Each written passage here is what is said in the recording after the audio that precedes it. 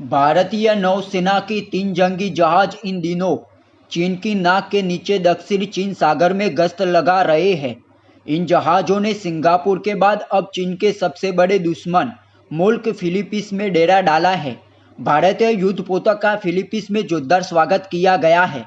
Philippines की नौसेना ने भारतीय नौसेना के सम्मान में एक समारोह का भी आयोजन किया है। फिलीपींस और चीन में इन दिनों दक्षिण चीन सागर में स्थित द्वीपों को लेकर तनाव चरम पर है। दोनों देशों की नौसेनाएं कई बार आमने सामने आ चुकी है।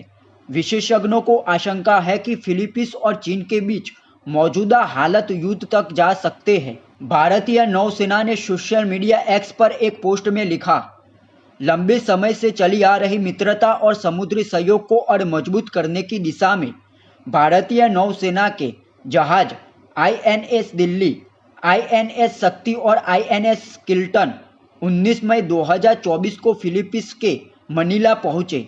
जहाज़ों का फिलीपींस नेवी द्वारा गर्मजोशी से स्वागत किया गया।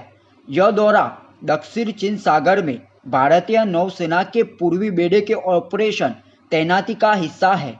यात्रा के दौरान दोनों नौसेनाओं के कर्मी विषय वस्तु विशेषज्ञ आदान प्रदान, खेल कार्यक्रम, क्रॉस डेक दौरे, सांस्कृतिक दौरे और सहयोगी सामुदायिक आउटरीच कार्यक्रमों सहित पेशेवर बातचीत की विस्तृत श्रृंखला में शामिल होंगे।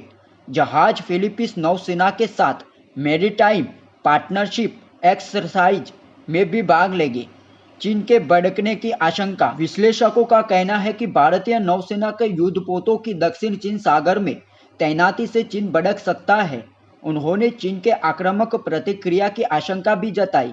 भारतीय नौसेना के प्रवक्ता कमांडर विवेक मंगवाल ने उस समय कहा था कि भारतीय गाइडेड मिसाइल विध्वंसक आईएनएस दिल्ली, बेड़े के टैंकर आईएनएस शक्ति और पनडुब्बी शिकारी आईएनएस किल्टन दोस्ती और सहयोग को मजबूत करने के लिए 6 मई को सिंगापुर पहुंचे थे।